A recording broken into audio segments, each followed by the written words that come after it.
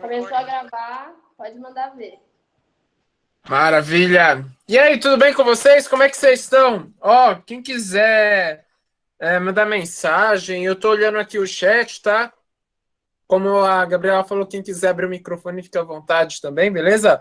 Tamo junto aí, ó, faça perguntas que é super importante, tá? Super importante fazer pergunta, agora que nós estamos em uma aula ao vivo, né? Muito importante de vocês interagirem e até mesmo perguntar o que vocês precisarem, tá bom? Fiquem à vontade.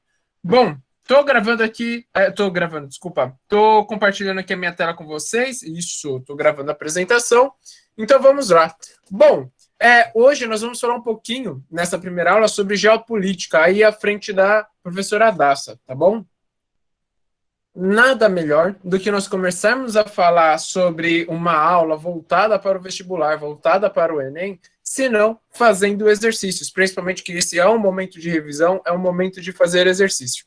Então vamos começar? Vamos começar pela questão número 1. Em primeiro lugar, né, por que eu coloquei essa capa?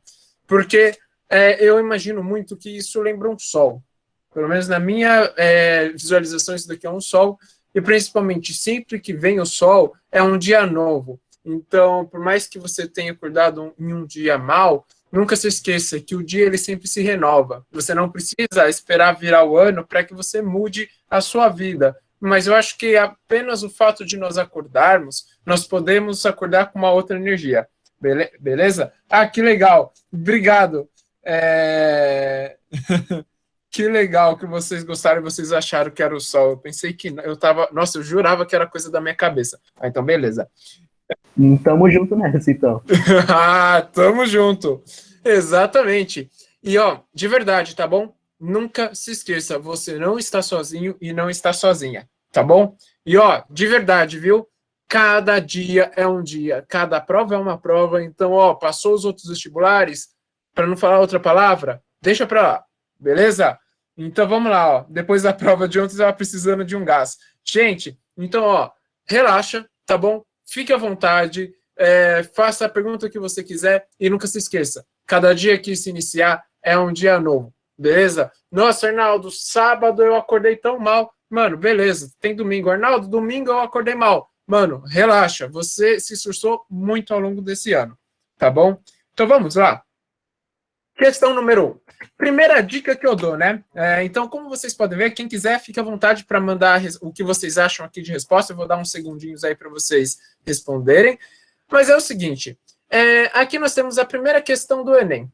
O que nós primeiro vamos fazer? Vamos começar 2 eventos centrais para os países? Não vamos começar desse jeito. Eu, Arnaldo, gosto de começar a ver a prova de uma outra forma. Eu sempre começo pela pergunta, depois eu vou para as alternativas, depois, se necessário, eu vou para o texto. Obviamente que aqui, nessa aula de revisão, eu vou voltar no texto, mas eu já vou tentar inserir em vocês essa metodologia de primeiro para a pergunta e pelas alternativas. Alguém aí já fazia essa forma ou geralmente ia para o texto direto? O que vocês faziam? Tatiana, Samara também, Flávio começou esse ano, Beatriz, Davi, GG, vocês também começam então pelo enunciado? Olha só, a Rafaela falou que sempre lê o texto primeiro, legal. Eu acho que ganha mais tempo, tá bom? Assim como a Larissa falou. Eu também acho que ganha mais tempo. Então vamos ver se ganha mais tempo? Esse novo papel que os países emergentes... Opa. Que papel é esse? Eu não sei, mas o que é importante aqui? Os países... Ai, gente, desculpa, vai ficar meio tortinho. Mas, enfim.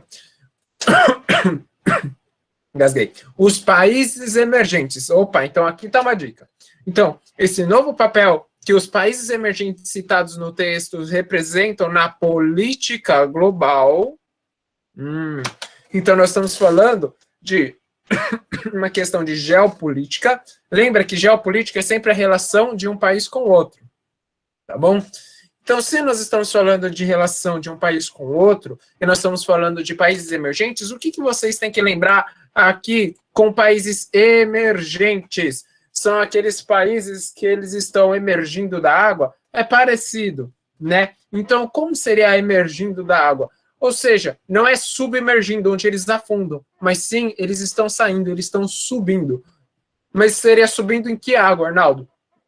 Você pode associar como se fosse um oceano, ou melhor, a economia fosse um mar. Então você lembra de países emergentes como se fosse água, ou seja, como se fosse a economia. Então esses países eles estão ascendendo economicamente. Arnaldo, mas quais são esses países?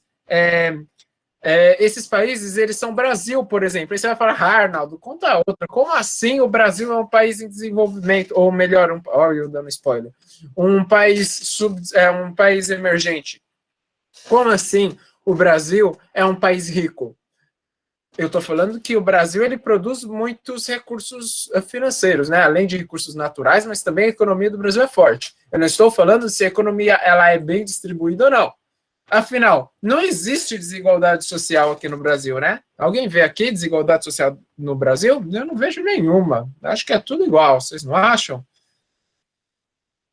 Nunca viu, nunca viu. Meu cachorro que disse que não existe. Eu estou sendo irônico, tá? E nunca nem vi. Aí a Rafaela, países emergentes são os países subdesenvolvidos? Boa pergunta, Rafaela. Ótima pergunta. Então, esses países emergentes, eles eram países subdesenvolvidos, mas ao mesmo tempo eles não são aqueles países desenvolvidos.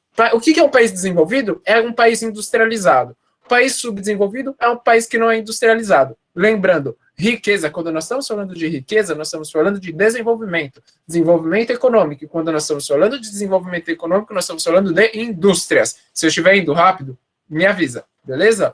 Então é o seguinte, agora olha só que importante.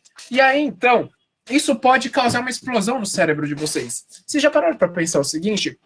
Se desenvolvimento econômico ele está atrelado à industrialização, isso significa que a ruralização, ou seja, o setor agrário, o agronegócio, por exemplo, ele não traz tantas riquezas para o mundo e para os países. E aí, vocês concordam com isso?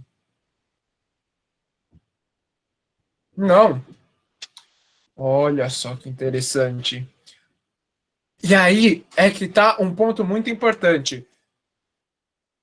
Porque existe a importação. Só que como é que é a... Acho que se eu não estiver muito enganado, nós estamos em torno de 10% do PIB brasileiro é do agronegócio. É bastante. Vocês não concordam? É bastante, Arnaldo. É de fato, é muito. Só que quando nós pararmos para pensar na distribuição da renda desse agronegócio, do agronegócio, sem contar minérios. E aí sim nós vamos pensar que, nós vamos ver que no Brasil você tem uma concentração de renda muito alta. Embora que o agronegócio, a mineração traga recursos de níveis estratosféricos, eles não são bem distribuídos pela população. Eles são muito concentrados. Olha só isso. Mas nós temos bastante indústrias, só que nós não temos tantas indústrias a nível países como Estados Unidos, Japão e países europeus. Arnaldo, mentira que nós somos super desenvolvidos. Nós somos super desenvolvidos? E a questão da vacina do coronavírus? Se nós fôssemos tão bem desenvolvidos assim, nós teríamos já uma produção em larga escala. Não temos. Dentre outros fatores.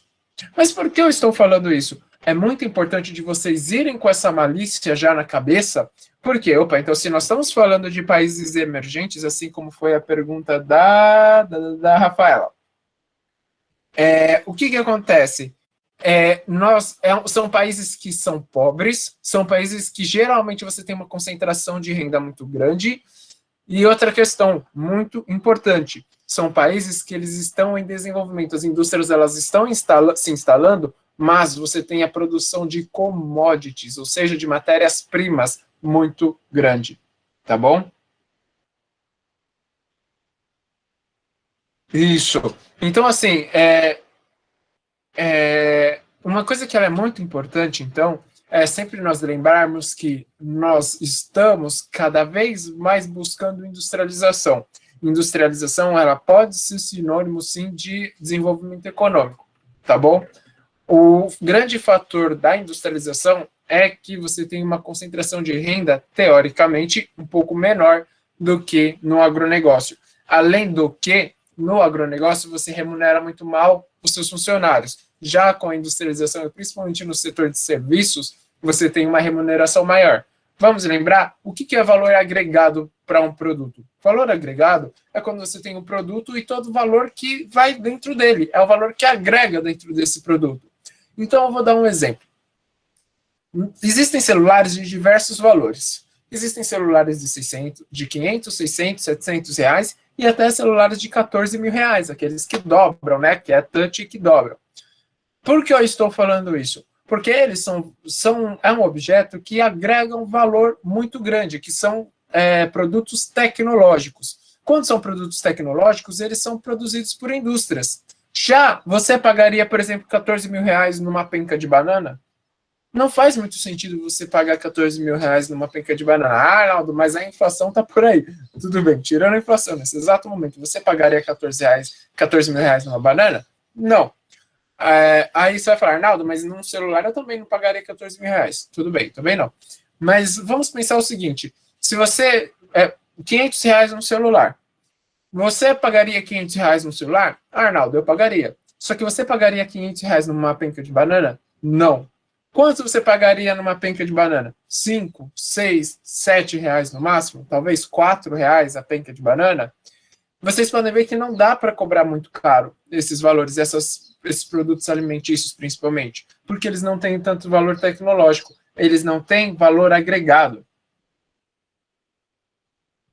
E isso, a alimentação ela é necessária para a sobrevivência. Ou seja, tudo que é super necessário, que você não tenha tanto valor tecnológico, você não faz sentido ser muito caro. Também, viu, Bárbara? Ótimo. Então, é exatamente isso, tá bom? É uma necessidade. Flávio, é uma necessidade, mas se você tivesse uma crise alimentícia, concordo com você, se você tivesse uma crise alimentícia, o índice de violência seria muito alto.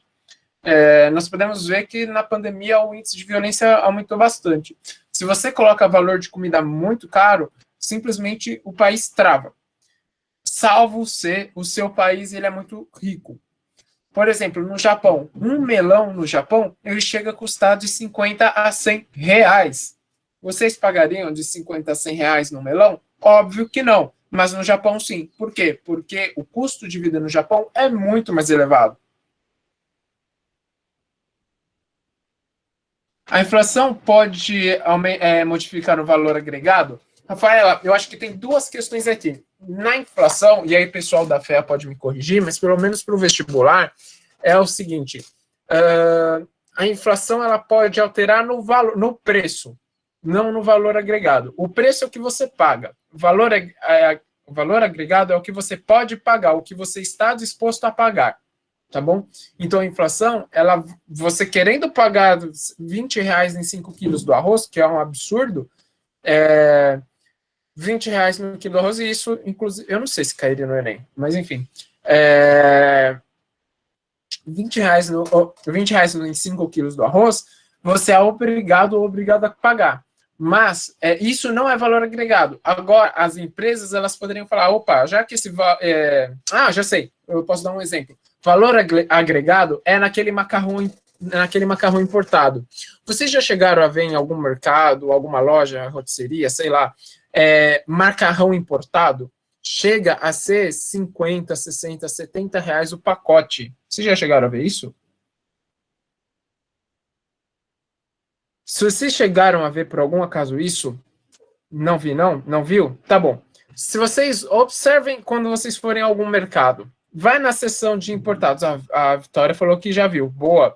Então, se você vai no setor de importados, você vê isso no Sam's Club. Boa, Suelen. Sam's Club é um excelente exemplo. Você vê pacote... Gente, macarrão. Um rim, exatamente. Macarrão, gente, você paga R$ 2,99 no pacote. Dá até para achar mais barato. Eu já achei R$ 2,35, R$ 2,40, alguma coisa assim. Agora, você pagar num pacote de macarrão, tudo bem, ele é importado e tal, e não sei o que, não sei o que lá. Então, perceba, só por ele ser importado, você tem um valor mais caro. Então, você vai agregar um valor naquele macarrão, porque você vai falar que ele é importado, então ele é algo exclusivo. Os mercados do seu bairro não tem isso, Bárbara? Ótimo, ótimo ponto. O mercado de bairro não vai ter. Geralmente são aqueles supermercados ou hipermercados, são os mercados um pouco maiores, tá bom? Se você for a algum mercado um pouco maior, você verá isso. Posso dar um outro exemplo? Talvez esse exemplo tenha em mercado de bairro, dependendo do porte do mercado. Água.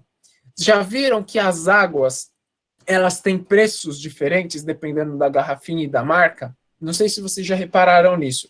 Sim, ó. Enquanto o Flávio falou que o macarrão não viu, mas na água viu. É boa.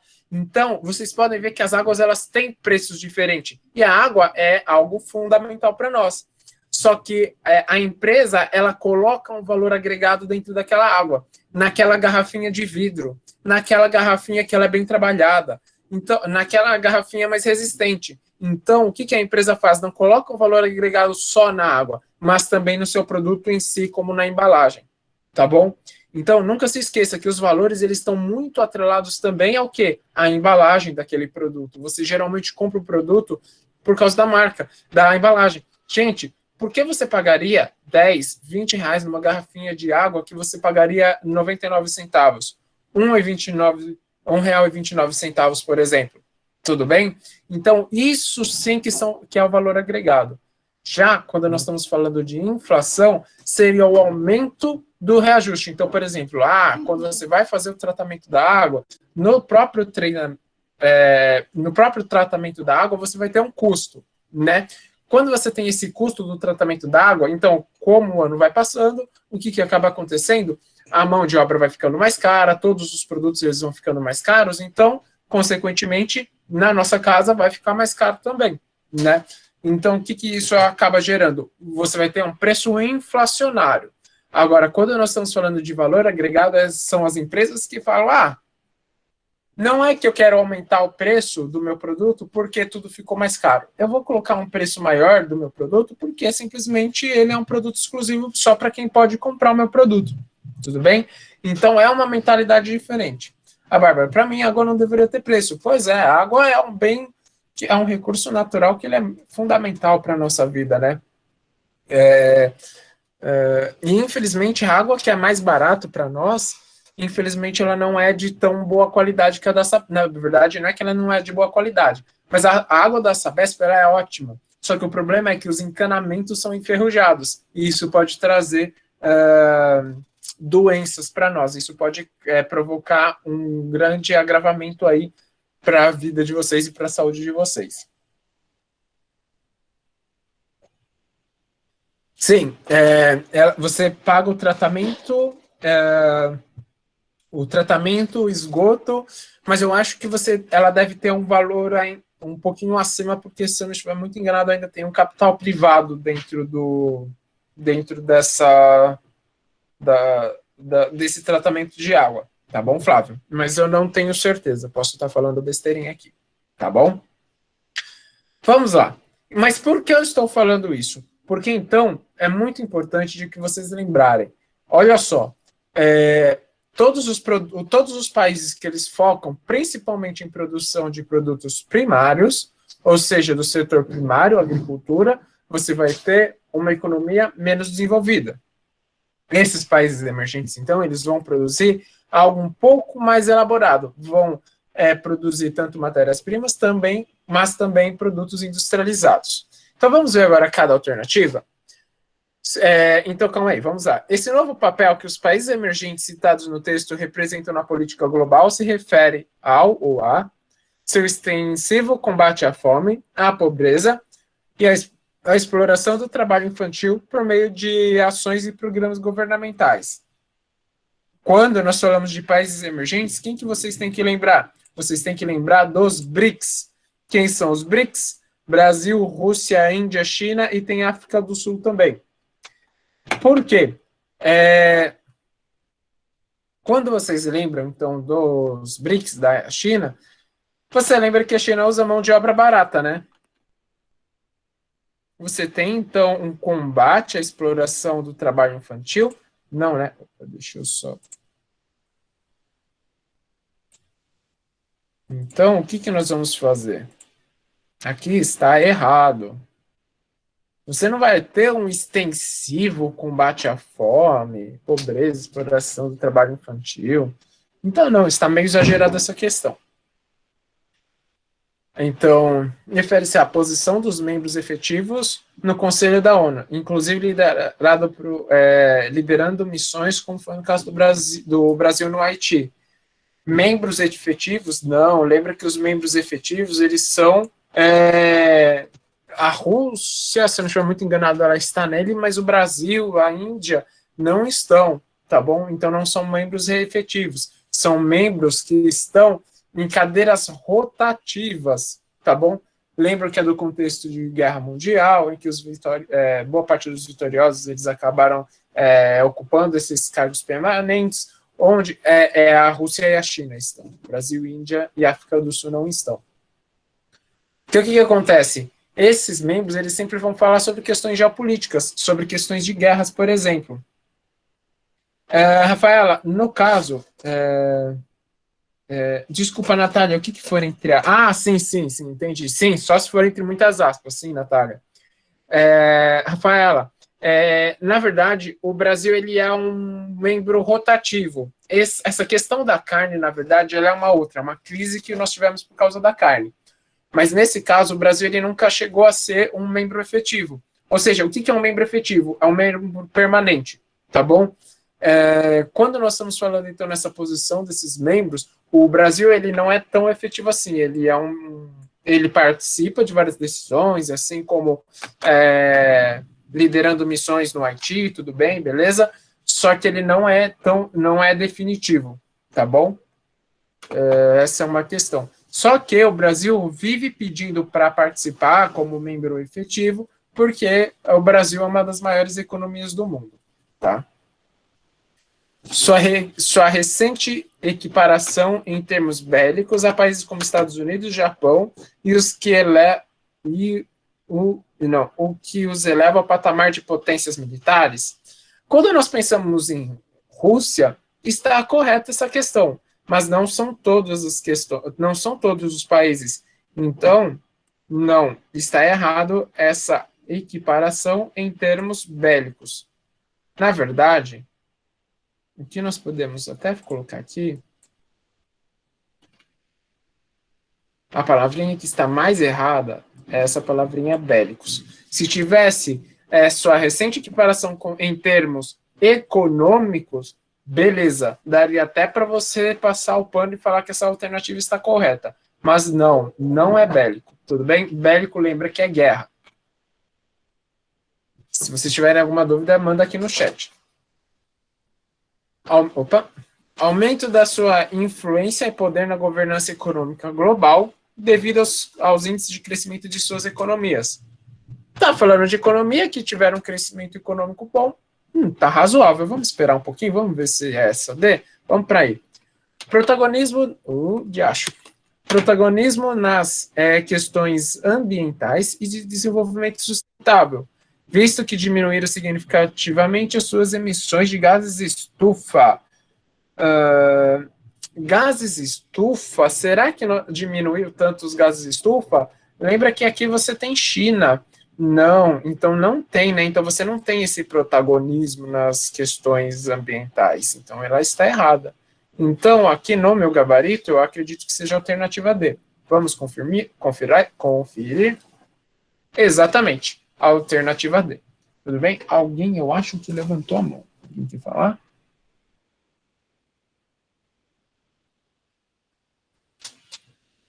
Alguma dúvida? Fica à vontade para perguntar, tá? Eu acho que eu passei um pouquinho rápido.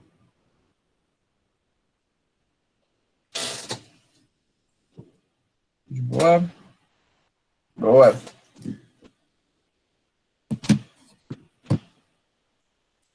Vamos lá, então. Qualquer dúvida, vocês dão um grito. Questão de número 2. E vocês viram que eu não fui para o texto, né? Vamos voltar para o texto agora? Olha, eu tinha até esquecido do texto. Então, vamos lá. 2 eventos centrais para os países emergentes serão realizados em Brasília em abril. A cúpula Índia-Brasil, África do Sul, e a cúpula Brasil, Rússia, Índia, China. Esperamos que estes encontros tenham grande ressonância para o futuro de cooperação Sul-Sul, assim como o novo papel dos países emergentes na política global. Onde os emergentes eles querem chegar? Então, pera, o que é cada um disso? Não sei se eu cheguei... Não, acho que eu não sei se foi aqui no Nobo, eu não sei se foi em outro cursinho ou se foi no meu canal. Mas eu lembro que eu falei a seguinte frase. É muito importante de vocês se lembrarem de que o Enem gosta de trabalhar com pegadinhas de palavras. O que são essas pegadinhas de palavras? Ele vai juntar um monte de termo que muito provavelmente você nunca ouviu falar e vai falar, se vira. Então, como você vai se virar com essas palavras? Tá bom? Sim, Samara, sim, sem problema nenhum. Você viu, Samara, que nós resolvemos aqui essa questão sem olhar o texto. Só pela questão e pelas alternativas, eu consegui matar as alternativas. E isso, eu não sei todos os gabaritos, tá bom? Eu fui colocando os gabaritos e eu não tenho de cor. Tudo bem? Então dá para resolver tranquilamente sem o texto, mas lógico, se você precisar do texto, não tem problema nenhum, tá bom, Samara? Flávio, eu coloquei aqui o nome do canal, que é Geautual, tá bom? Tem no YouTube, no Instagram, no Facebook, enfim, que vocês usarem, tá? E aí é o seguinte, qual é o raio? Porque geralmente nós sempre falamos dos BRICS, e aí você pode ver que está faltando o S. Por que está faltando o S? Porque é de África do Sul. Em primeiro lugar, antes desse grupo ser totalmente formalizado, um economista ele fez referência aos países que estavam emergindo da economia, ou seja, estava se desenvolvendo. A África do Sul não estava nesse local, e aí eu já vou explicar o porquê dessa outra cúpula. No caso, a China falou, opa, peraí, a China ela é muito aliada à África do Sul, tá? E aí a China falou, opa, mas é muita sacanagem de nós deixarmos a África de fora, nós precisamos aumentar a representatividade. E como você aumenta essa representatividade? Pegando o país mais desenvolvido economicamente e colocando dentro desse grupo. Porque essa é uma questão muito polêmica e muito importante de você lembrar. A China, ela não é santa também.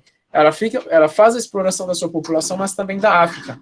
A África, o continente africano, ele é explorado por 3 países. Quem são esses 3 países? Alguém sabe, faz um chute? Bom, um deles é a China. Quais outros 2? Quais são os países que exploram a África hoje? Alguém faz um chute aí? Eu imagino que... Isso, Flávio acertou. Estados Unidos. Beatriz também. Não é a Coreia. Rafaela, eu duvido que vocês acertem esse terceiro. Sendo bem sincero. E aí? A Alemanha? Não. Não tenha medo de errar. É um país bem provável. Então é China, Estados Unidos e qual outro país que explora? Europa é continente, não se esqueça.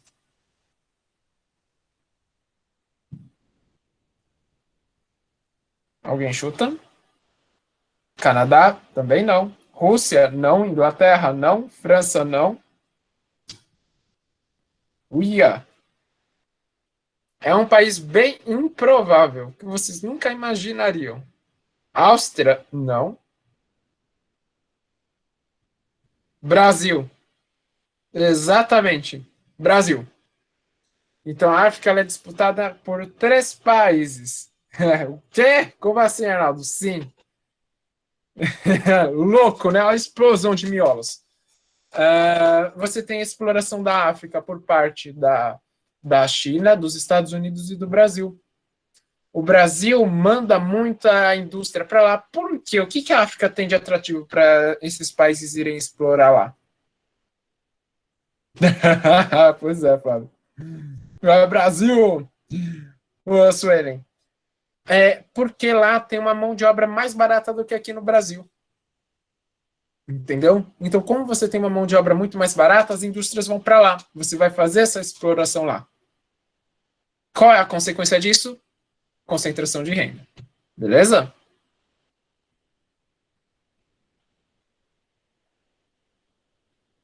Sem emprego aqui? Pois é, Flávio. muitas empresas, e aí, Flávio, você fez uma pergunta que você vai me forçar a fazer um spoiler da próxima aula, mas tudo bem. Então, o que acontece? Dentro da geografia da cidade ou da geografia urbana, existe um processo de desindustrialização. O que é a desindustrialização? As indústrias simplesmente elas saem das regiões metropolitanas, assim como de São Paulo, por exemplo, não sei mais de qual outra, se vocês são de alguma capital daqui do Brasil. As indústrias elas saem dessas capitais e vão para o interior do país. Se elas não vão para o interior do país, elas vão para países mais pobres. Mas por que elas vão para países mais pobres? Porque a mão de obra é mais barata.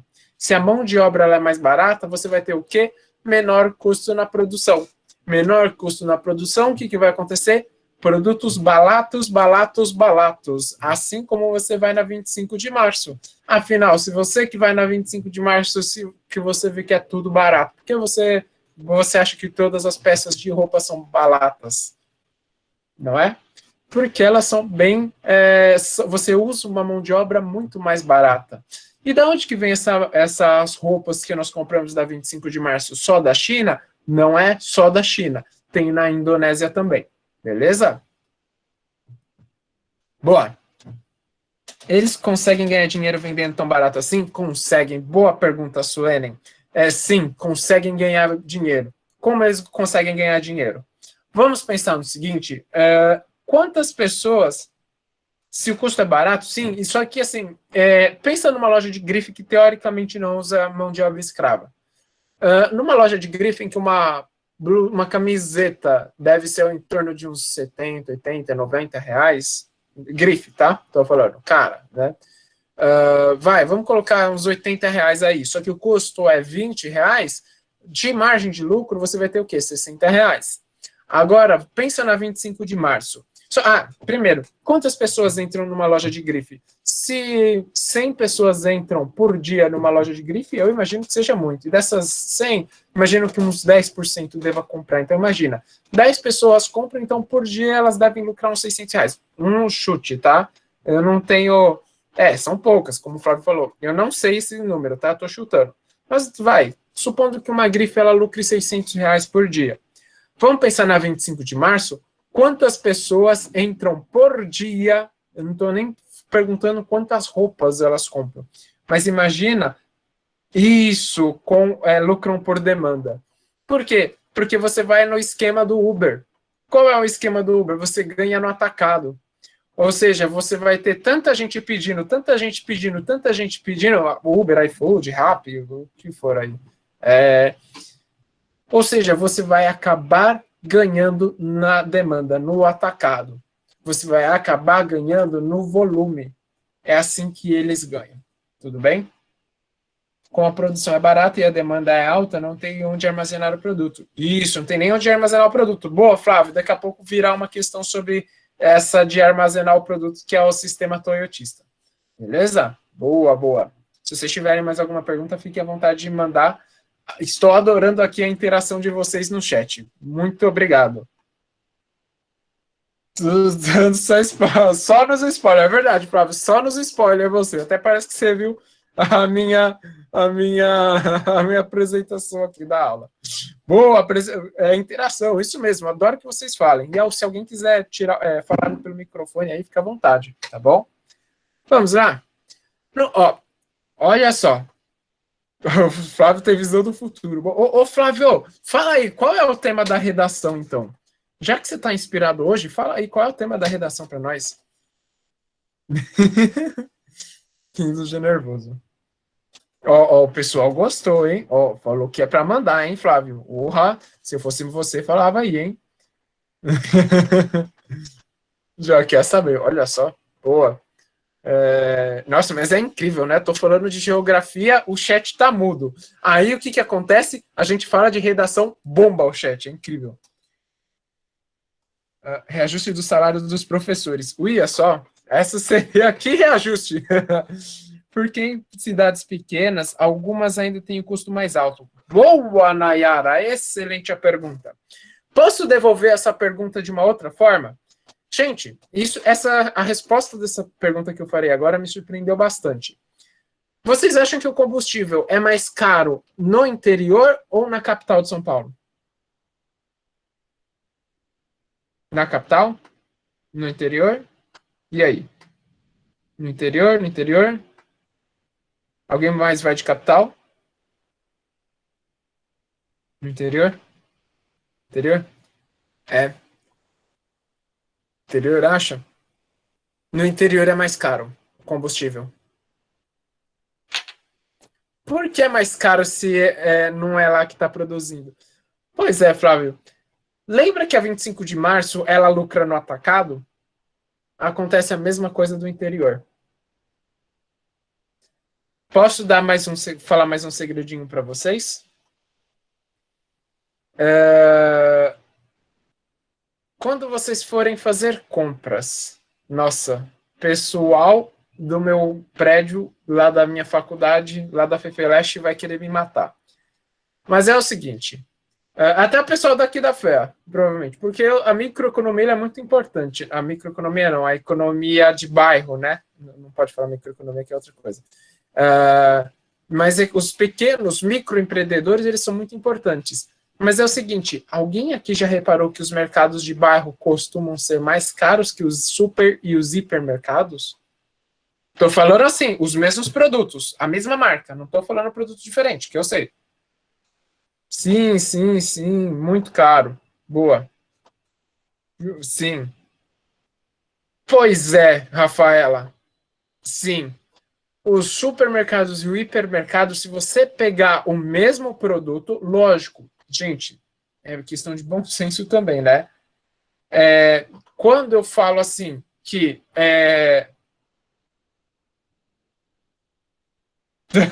para matar, pois é. Olha só, quando nós olhamos os mercados maiores, eles têm um poder de compra maior, então eles falam para o produtor ou para quem está produzindo, para a indústria, para comprar de um valor mais barato. Eles comprando por um valor mais barato, o que acaba acontecendo? Eles vão passar para o consumidor um valor mais barato também. Geralmente, os mercados de bairro eles tendem a ser mais caros do que os mercados grandes.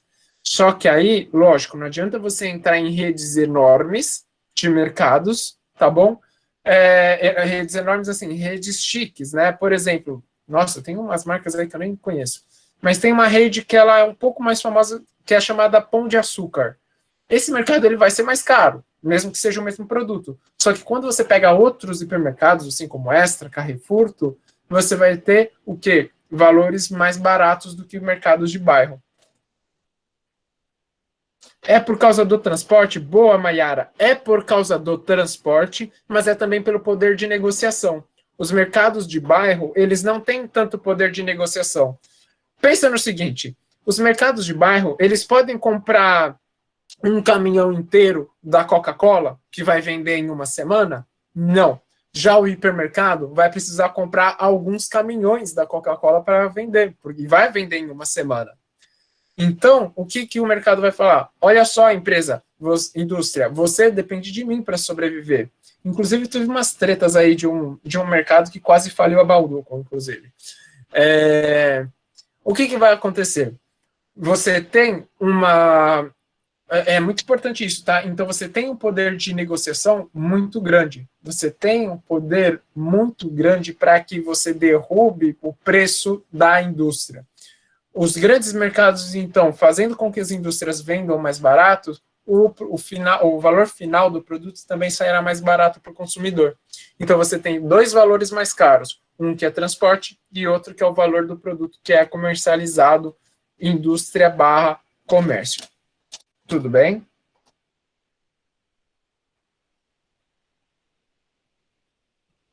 Vamos lá. Uma consequência para o setor produtivo? Boa, beleza. Uma consequência... Tá.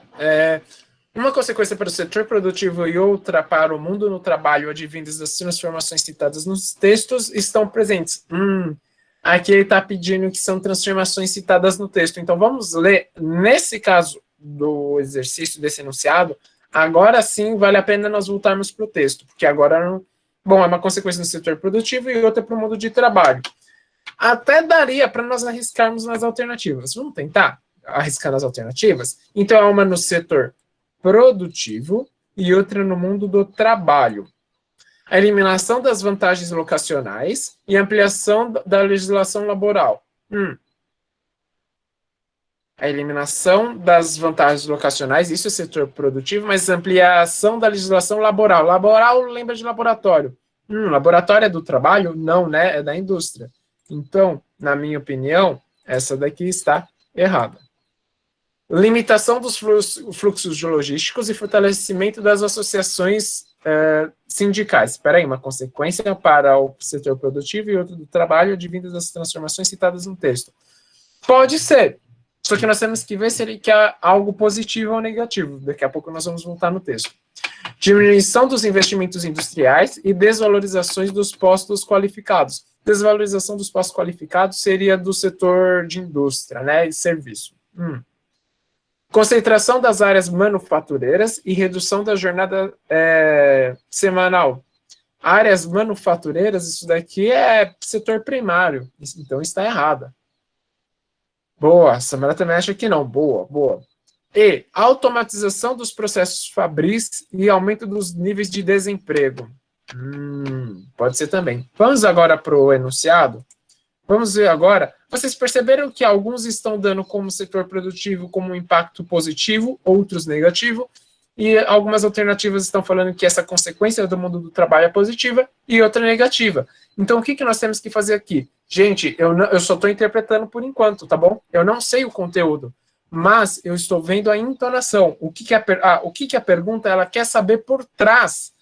Ei, é muito importante. Nós acabamos de ver o que a pergunta ela quer saber no fundo dela. Olha só que impacto muito grande. Então vamos lá. No final do século XX, e em razão dos avanços das ciências, produziu-se um sistema presidido pelas técnicas da informação, que passaram a exercer um elo entre as demais, unindo e assegurando ao novo sistema uma presença planetária. O mercado que utiliza esse sistema de técnicas avançadas resulta numa globalização perversa. Espera aí, então vamos traduzir. No final do século XX, aí nós estamos pensando na Revolução Industrial, na segunda Revolução Industrial para a terceira, avanço da ciência e um sistema de técnicas de informação. Então, espera aí. O que são essas técnicas de informação? Ei, quando você vai assistir um vídeo lá no YouTube, quando você vai procurar alguma coisa no Google, quando você vai pesquisar, quando você vai mexer lá no Facebook, não aparece propagandas que elas são geralmente de maior atração para você? Por que isso acontece? Porque você vai ter um sistema de informação. Tudo isso são dados. Então, o que vai acontecer? Essa globalização são as indústrias, elas crescendo cada vez mais, só que direcionando a sua propaganda para o mercado certo. Então, você tem uma limitação do fluxo na alternativa B. Você tem uma limitação dos fluxos logísticos? Não.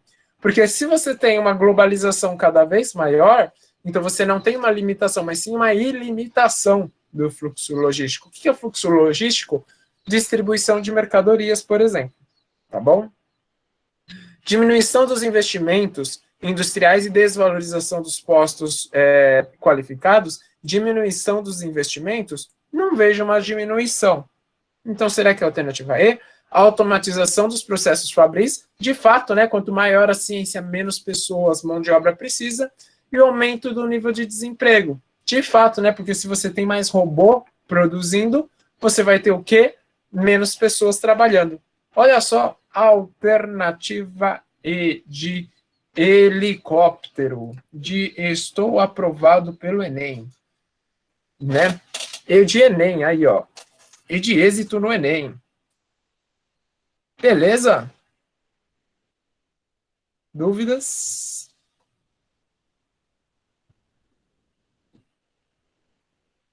Beleza, beleza. Boa. Qualquer dúvida é só falar. Questão de número 3. Oi. Nossa, olha o tamanho desse texto. Você acha que eu vou ler esse texto? Mas nem a pau. Vamos lá. Os elevados investimentos da França e da Inglaterra para a construção do Eurotúnel evidenciaram, naquele contexto histórico, Bom, eu não sei que contexto histórico é, mas quando eu penso em França e em Inglaterra, nós precisamos pensar o quê? Europa e União Europeia. Globalização perversa, então, seria o grande poder dela. Isso, Flávio, então, cada vez mais as indústrias elas crescem, só que essa perversa ela traz algo ruim, um caráter negativo. Por que um caráter negativo? Porque simplesmente você ignora questões trabalhistas. Mais pessoas elas acabam ficando desempregadas, salários cada vez mais baixos, desigualdades sociais maiores e as indústrias impondo uma forma, o seu produto em cima dos consumidores. Tudo bem? Boa pergunta. Boa. Nada. Então vamos lá. A tentativa. Então, chega mais aqui. Então, os elevados investimentos da França e da Inglaterra para a construção do Eurotúnel. Vamos ver se a gente consegue achar alguma alternativa. Se não, a gente vai para o gabarito. A tentativa de reaproximação diplomática e econômica após um longo período de ruptura durante a Guerra Fria. Tentativa de aproximação. França e Inglaterra. Mas uma ruptura durante a Guerra Fria? Houve uma ruptura? Era durante a Guerra Fria que você tinha uma ruptura entre França e Inglaterra? Acho que não. Eu desclassificaria essa, hein? Pois é, não, isso. Porque a França e a Inglaterra, elas tinham uma treta, mas era antes, né, da Guerra Fria. Quem que estava disputando mesmo a Guerra Fria? Estados Unidos e Rússia, né? Ou União Soviética. Então, acho que essa alternativa A não é. Isso, boa, Flávio. Então, alternativa A a gente já descarta. Busca por aproximação política, minimizando o distanciamento histórico devido à escolha da Inglaterra de não aderir à União Europeia. A Inglaterra não aderiu à União Europeia? Não, a Inglaterra aderiu sim, né? Ela não aderiu ao quê? Ué. Lembra? Aí a Rafaela falou, mas a Inglaterra ela não saiu da União Europeia? Lembra do Brexit? Então, o Brexit foi a saída do Reino Unido da União Europeia. Então, ela entrou na União Europeia. Então, isso não significa que a Inglaterra não aderiu à União Europeia. Ela aderiu. Só que ela quer sair agora. Tá bom? Então, alternativa B, errada. C, tentativa de isolamento. Aí, o isolamento como é importante, né? Isolamento social. Tem o isolamento dos países também. A tentativa de isolamento dos países em relação à zona do euro, influenciado por uma crise econômica entre as nações da União Europeia. Vamos deixar aí, embora que eu acho que está errada, mas vamos lá. Tentativa de isolamento dos dois países em relação à União Europeia? Vamos ver. Mas eu não acho que seja isso. Necessidade de uma aproximação diplomática e comercial que possibilitasse avanços econômicos baseado em uma estrutura mundial conectada. Essa alternativa D me encheu mais os olhos. Porque ela está falando aqui de uma conexão, né? Eu gostei muito dessa palavra aqui, Vamos destacar aqui essa palavra, Avanços econômicos através de aproximação diplomática, que é o que os blocos econômicos fazem, né? Vamos lá. Valorização do potencial turístico dos dois países que obtiveram uma elevação de visitações com a construção do Eurotúnel, impulsionando suas economias. Eu já vou dar um spoiler. Não tem nada a ver com turismo, tá bom? Eu não sei, mas vamos lá, né? Não sei o que está escrito no texto, mas vamos lá. Vamos ver só qual que é a alternativa. Para mim, é a alternativa D. Olha, alternativa D. Então, vamos justificar o porquê agora. O Eurotúnel foi inaugurado em 1994, após 8 anos de muito trabalho e investimento, oriundos da França e Inglaterra. O trajeto entre os dois países foi feito em um trem Eurostar, demora aproximadamente 35 minutos e a velocidade média de 160 km por hora. O túnel é considerado uma das 7 maravilhas do mundo moderno, segundo a Sociedade Americana de Engenheiros Civis. A construção desse empreendimento fez, sem dúvida, um grande passo para a integração do segmento político-econômico, além de amenizar o isolamento britânico. Não, calma aí. Esse daqui é importante. Vamos até amenizar o isolamento britânico. Não. Tem que. Vamos lá. Britânico. Tudo bem? Então, amenizar o isolamento britânico em relação ao que se desenvolvia na União Europeia. Por que eu estou fazendo questão de falar isolamento britânico? Tentativa do isolamento dos dois países? Não, né? Quem saiu da zona do euro, quem foi? Na verdade, quem não adotou a zona do euro foi a Inglaterra, né? Então, não são os dois países. Por isso que a alternativa C está errada. Valorização do potencial turístico? Não, é da economia em si, não é só do turismo. E olha só, necessidade de uma aproximação diplomática e comercial que possibilitasse os avanços econômicos baseado em uma estrutura mundial conectada. Onde que está vendo aqui a estrutura mundial conectada? Aqui nós temos que pensar que nós estamos em um contexto, 2016, olha só, um dia antes do meu aniversário, inclusive. Quando ele está pedindo no contexto histórico, então nós temos que pensar em um contexto econômico, em um contexto em que o globo ele está se ajudando como um todo. Rafaela, o turismo não ajuda no lado econômico? Ajuda sim, Rafaela, mas uma das principais características da economia para a Europa é a industrialização. Tudo bem? Não é só o turismo. O turismo ele tem um impacto dentro de um certo ramo, mas não é no país como um todo. Beleza? É uma boa pegadinha essa daí, viu? Tranquilo? Mais alguém tem alguma dúvida?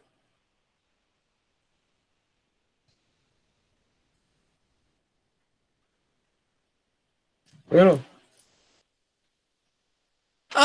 Questão 4. Vamos lá. Com relação ao comportamento e aos objetivos do FMI, o turismo beneficia os dois lados? No caso, você está falando da Inglaterra e da França, ou Flávio? Porque, olha, isso é que o foco do Eurotúnel não era o turismo. Essa foi uma grande questão. Porque, querendo ou não, se fosse pelo turismo, você tem avião. O avião é super barato na Europa.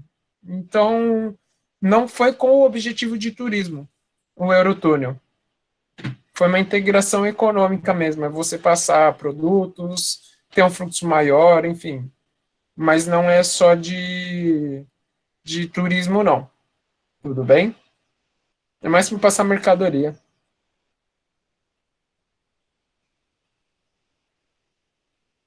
É por isso que eu não consigo te responder, tá bom? Vamos lá. Com relação ao comportamento e aos objetivos do FMI, FMI, Fundo Monetário Internacional, é correto afirmar. Pai, quem está chegando aí? É o fim do mundo, né? Fazendo uma brincadeira com o FMI. Por quê? Quando você tem que pensar no FMI, o que você tem que lembrar? Que o FMI é uma instituição financeira em que vai emprestar dinheiro para os países. Só que qual é a consequência? O que o FMI quer em troca? O FMI quer o dinheiro de volta dos países. Exatamente, através de juros. Só que o seu país já está quebrado. Pensa comigo, se o país já está quebrado, está sem dinheiro, como que o FMI pode assegurar que esse país vá pagar esse fundo se ele já está quebrado? Não vai conseguir. Mas o FMI precisa fazer com que ele consiga. Então, o que vai acontecer?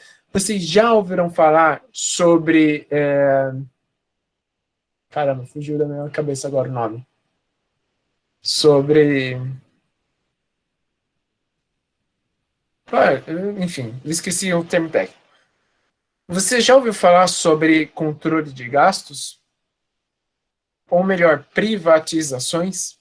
Então, o FMI ele vai defender muito as privatizações. Porque se você tem um déficit fiscal, ou seja, se você tem uma balança comercial desfavorável, onde mais sai dinheiro do que entra do seu país, o que vai acabar acontecendo? O país vai estar gastando mais dinheiro, certo? Se, por algum acaso, o país já está gastando muito dinheiro com o país com nome sujo, é tipo isso, né? Então, é como se fosse o país com nome sujo. Então, para o país não ficar com nome sujo, você vai precisar fazer ajustes fiscais.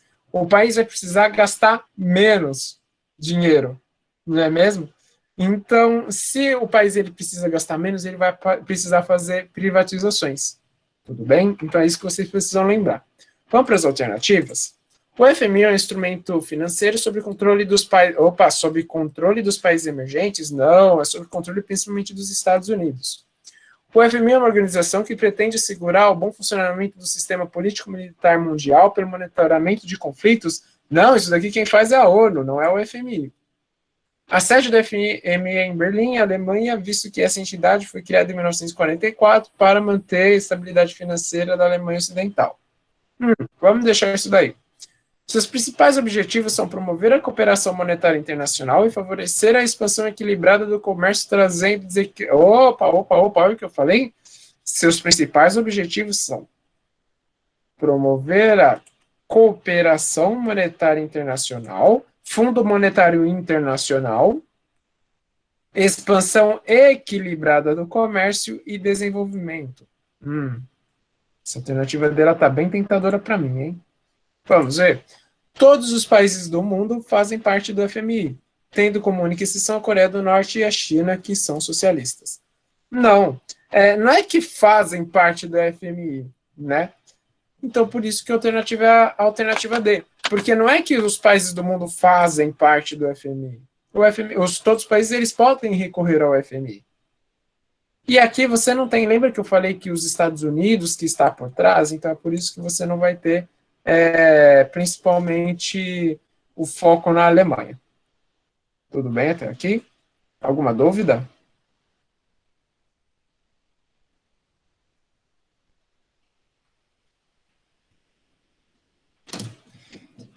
Isso. Se eu não estiver muito enganado, eu não tinha essa informação, tá, Flávio? Mas se eu não estiver muito enganado, ele não pode recorrer ao FMI, porque, na verdade, poder ele pode, tá bom, Flávio? Só que aí tem uma questão. Se o país ele é socialista, ele pode recorrer ao FMI, só que ele vai ter que privatizar um monte de empresas. Na verdade, é até bom para o FMI se o país socialista recorrer ao fundo dele. Isso, essa é a sacada. Isso mesmo, Rafaela. Então é como se eles fossem um banco geral. Isso mesmo.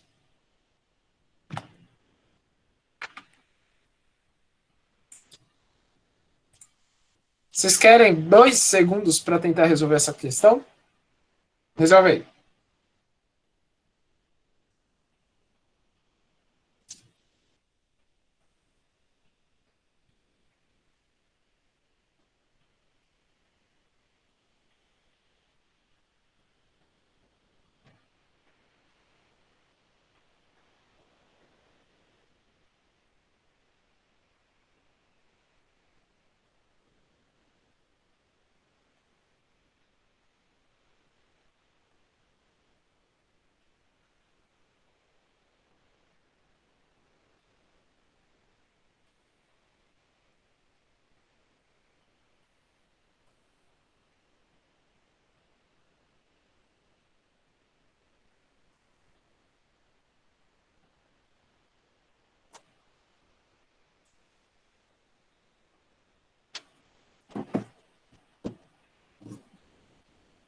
Quem fizer, coloca aí no chat o que achou.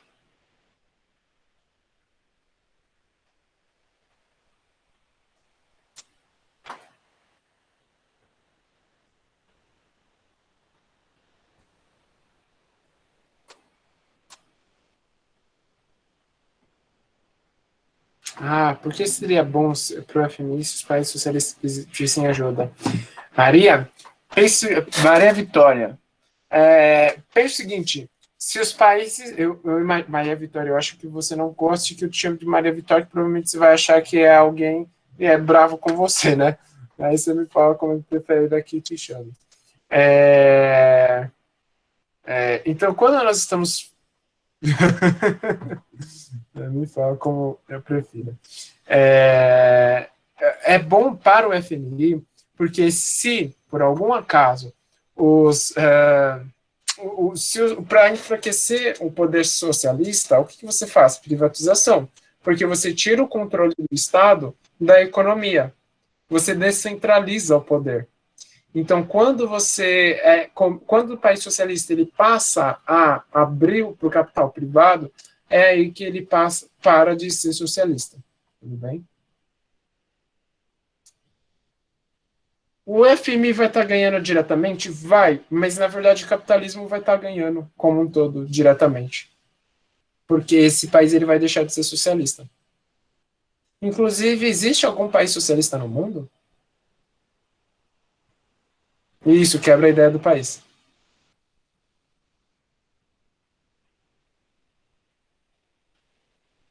Só a China? Eu não considero a China socialista. A Rússia? Também não considero. Você tem capital privado em todos esses países.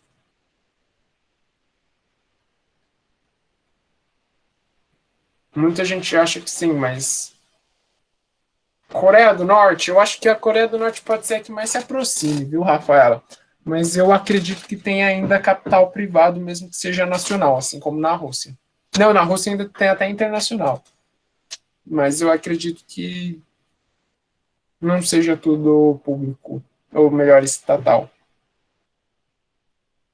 É, olha, Coreia do Norte, a China não é também totalmente democrática. Não estou defendendo os Estados Unidos, que os Estados Unidos também financia ditadura, né?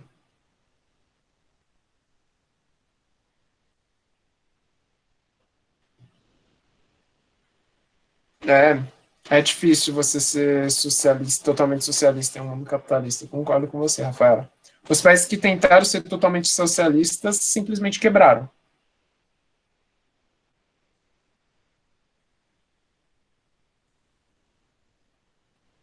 E aí, vamos lá responder essa questão? Vamos lá, vamos lá. A Cuba foi uma, né? A Cuba foi uma, assim como a União Soviética, só que a Cuba quebrou com a União Soviética. Né? A União Soviética é o que estava sustentando Cuba. E aí quebrou as pernas de Cuba ao meio. Tudo bem? Vamos lá, então. A análise das. Ó, tô aqui na pergunta, tá? A análise das características do comércio contemporâneo e as funções da OMC permite inferir que outros para abertura de mercado enquanto mantém práticas protecionistas. Vamos lá. Então, vamos analisar as características.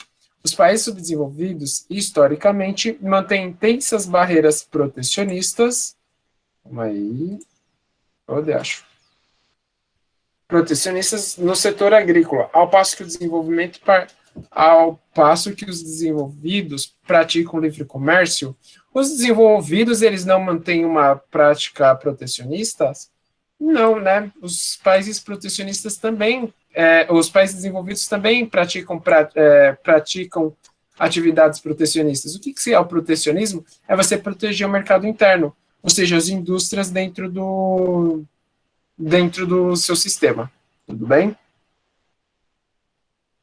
A OMC, por ter sido criada logo após a Primeira Guerra Mundial, atua exclusivamente na coordenação de acordos internacionais, sendo um fórum de discussão. Esse exclusivamente eu acho complicado. Deixa eu ver aqui. O Brasil é desenvolvido e não tem livre mercado, então tá errada, né? Eu acredito que esteja errada, tá bom? Flávio, para mim não tem como. Tá? O comércio. Alguém chamou? Não. O comércio atualmente tem sido marcado por uma grande dificuldade na circulação de mercadorias, em virtude do aumento da tarifa, da menor integração entre as nações. Você tem uma menor integração entre as nações? Eu acho que não. Os países centrais, porque nós estamos num mundo cada vez mais interdependente, né? Os países centrais possuem trocas comerciais limitadas em virtude de uma dependência de capitais e submissão tecnológica em relação aos países periféricos. Não gostei muito dessa D. Uma das dificuldades para a consolidação do livre mercado é a ambiguidade de alguns países que pressionam. Eu acho que a alternativa é isso mesmo. Então, o que está errado na alternativa D? Os países centrais possuem trocas comerciais limitadas peraí, os países centrais, eles possuem trocas limitadas? É o contrário, os países periféricos têm trocas comerciais limitadas, né? São os países pobres que têm limites, porque eles não têm muito dinheiro para comercializar. Já em uma das dificuldades da consolidação do livre mercado, é a ambiguidade de alguns países que pressionam. Como assim? Como assim os países pressionam? Os Estados Unidos, por exemplo, pressionam o livre mercado, faz com que os seus produtos sejam focados. Países desenvolvidos praticam protecionismo. Então é muito complicado de nós falarmos de livre mercado quando você tem práticas dos países de reforçarem cada vez mais os seus produtos e não os produtos de outros países, os produtos importados, então. Tudo bem? Por isso que a alternativa correta é a alternativa E. Tranquilo? Não, ele não é um país central. País central, nós pensamos em país desenvolvido, tá bom, Rafaela? Boa pergunta. Ótima pergunta. Então, o Brasil ele é considerado um país em desenvolvimento. Não, que desculpa o quê? Oxi! Tem que pedir... Não, não. Eu acho que eu não falei isso. Não, eu achei uma... Não, desculpa, eu falei desculpa porque eu não ouvi, que minha mãe estava falando comigo. Eu não ouvi essa resposta. Desculpa agora. Entendi. Imagina. Não, o Brasil ele não é considerado um país central, tá bom? Qualquer coisa, chama a mãe aí também para assistir a aula. O que acontece? O país central é um país desenvolvido, tá bom? Desenvolvido economicamente. Então, quais são os países centrais? Países da Europa, Japão, China, mais ou menos. Na verdade, China não. Nós podemos considerar Estados Unidos, Canadá, Austrália, Rússia. Isso, boa, Flávio. Tá bom? Coreia do Sul. Boa. Alemanha. Isso. Questão de número 6.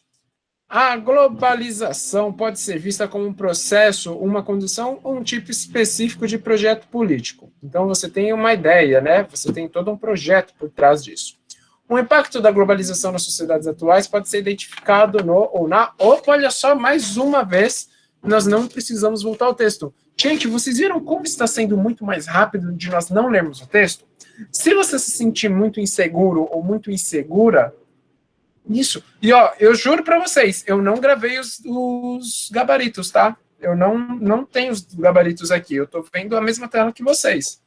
Tá bom? Oi, Natália! Beleza. Você quer que eu já saia?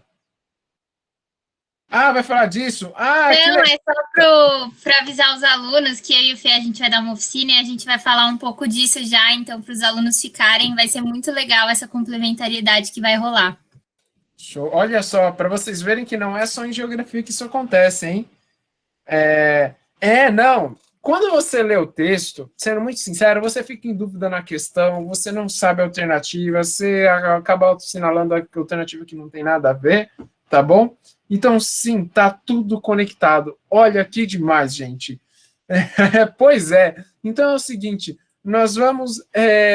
Gente, eu particularmente não gosto de ler o texto. No vestibular, eu confesso que algumas questões eu lia o texto sim, porque eu me sentia mais seguro, tá bom?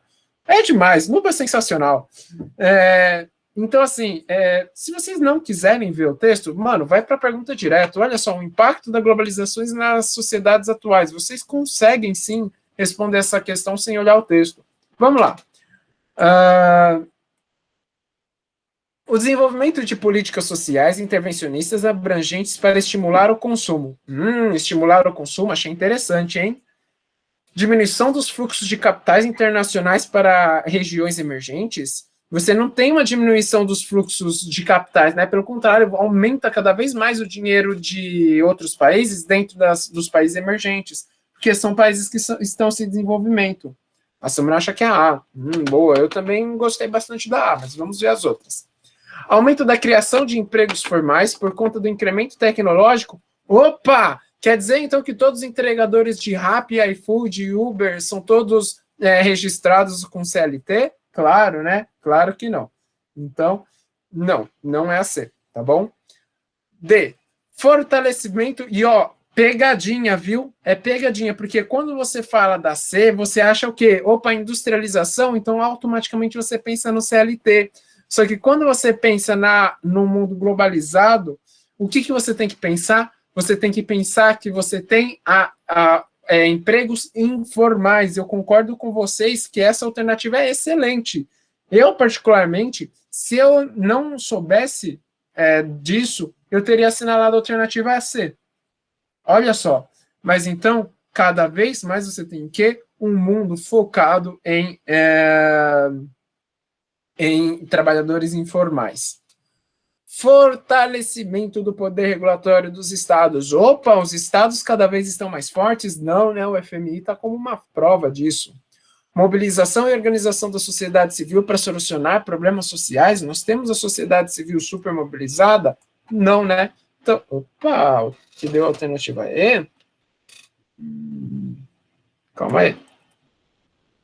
Faz cerca de 20... Então, agora vamos olhar para o texto. Faz cerca de 20 anos que a globalização se tornou uma palavra-chave para a organização do nosso pensamento. Tá. Entendi. Tá. Agora eu vou voltar para... Daqui a pouco eu volto para a pergunta. A palavra globalização entrou recentemente progressistas e esquerdistas.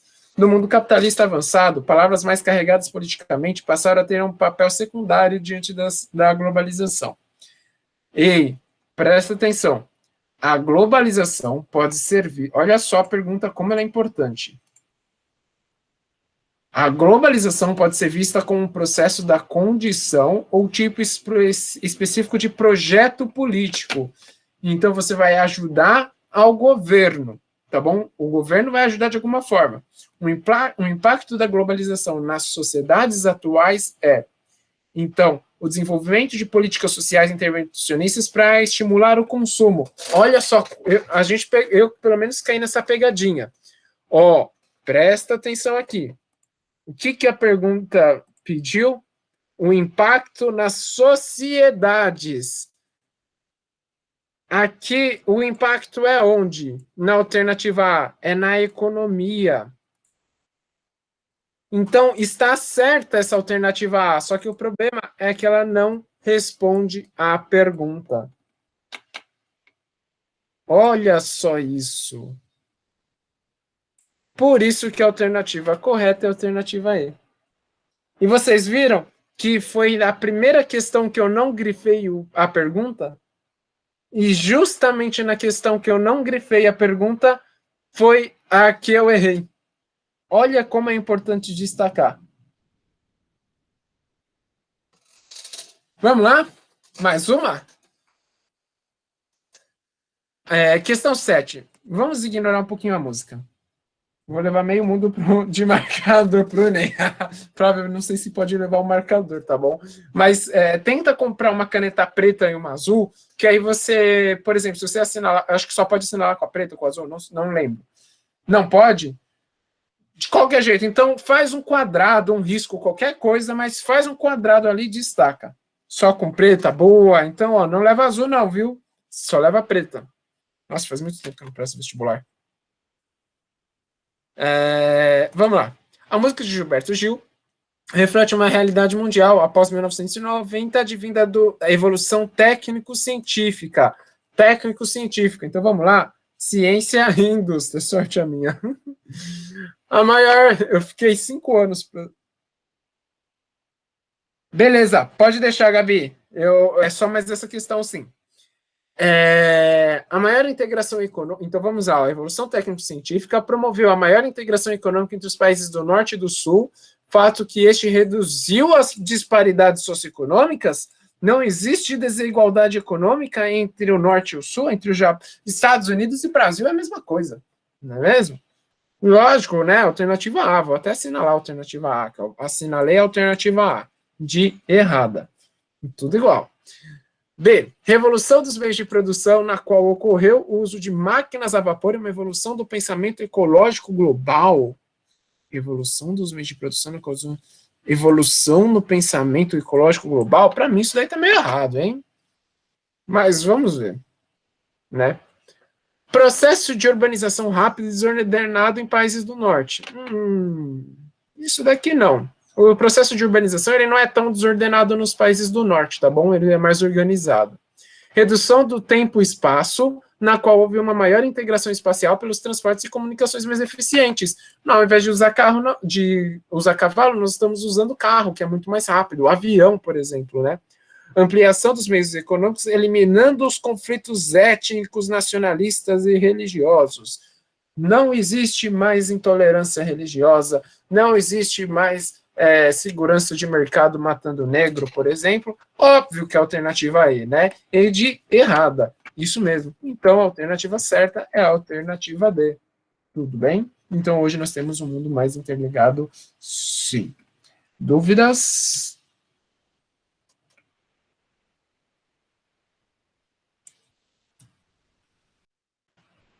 Não?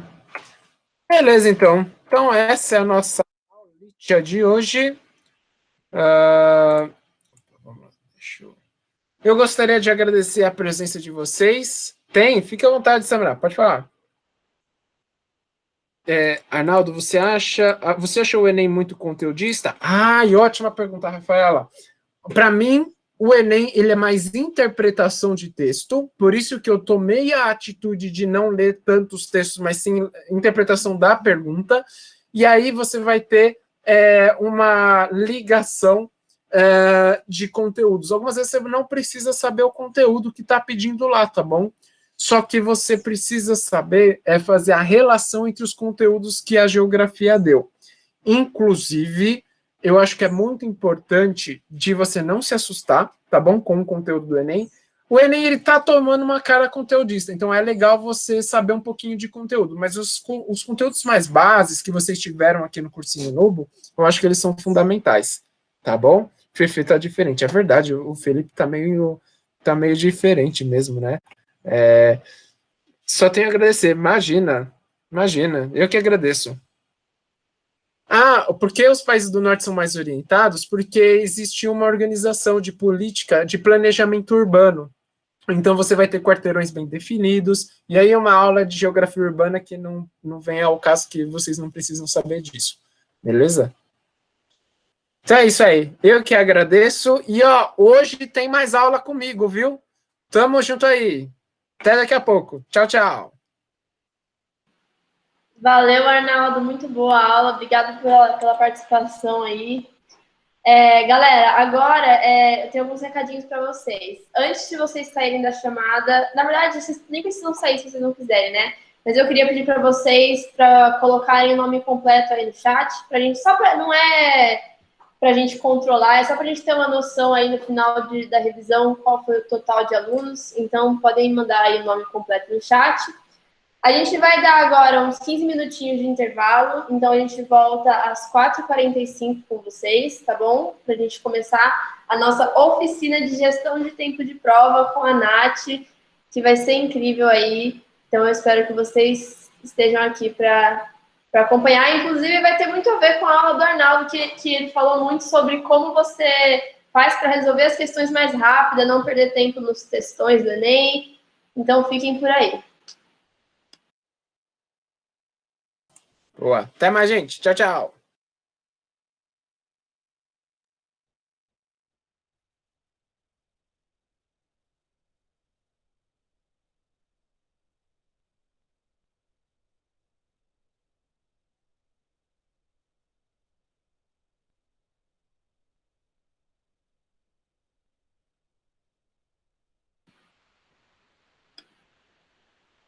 Gente, acho que vou pôr uma musiquinha pra gente ouvir nesse tempo. Vou parar de gravar aqui.